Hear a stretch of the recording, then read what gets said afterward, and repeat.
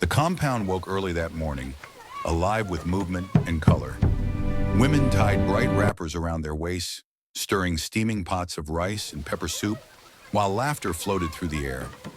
The naming ceremony was meant to be a day of joy, a day to welcome a child into the world and into the arms of family and tradition.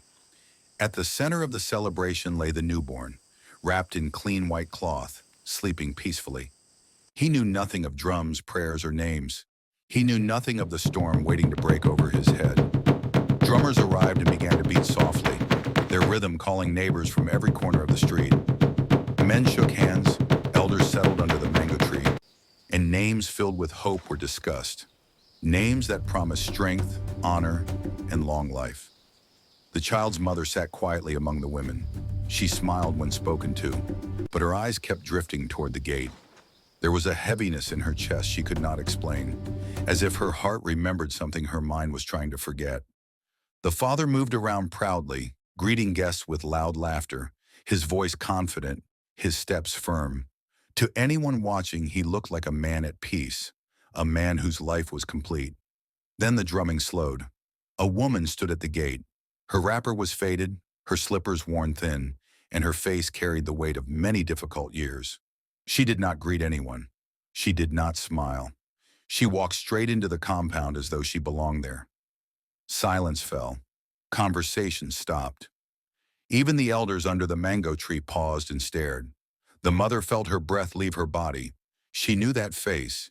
She had seen it once before, long ago, in a time she had forced herself to bury. One of the elders cleared his throat and asked the woman why she had come, but she ignored him. Her eyes were fixed on the man who was meant to name the child. When she spoke, her voice cut through the air like a knife. She called the man by a name from his childhood, a name only family should know.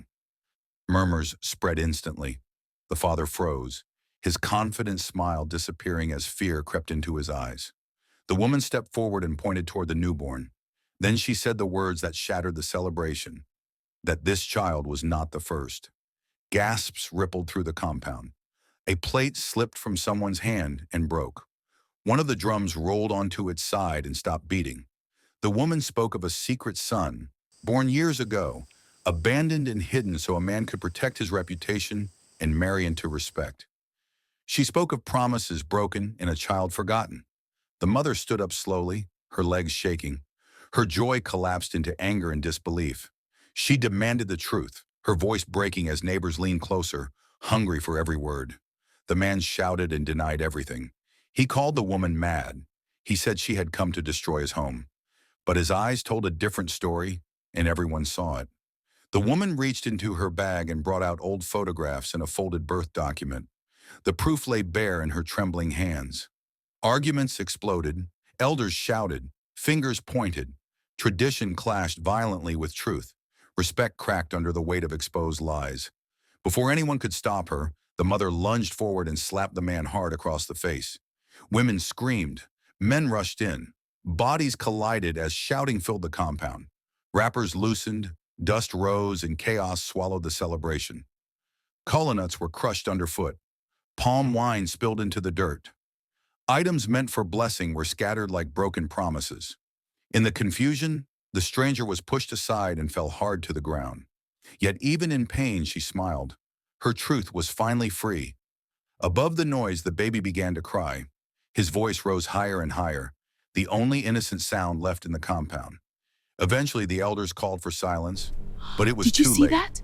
I can't Something believe it. sacred had been This is broken beyond impossible. repair. We have to do something. Guests began to leave, shaking their heads, carrying the story with them into every corner of the neighborhood.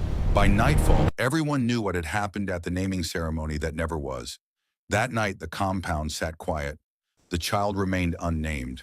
The family lay divided, and it became clear that secrets buried in the past never stay hidden, especially on days meant for joy.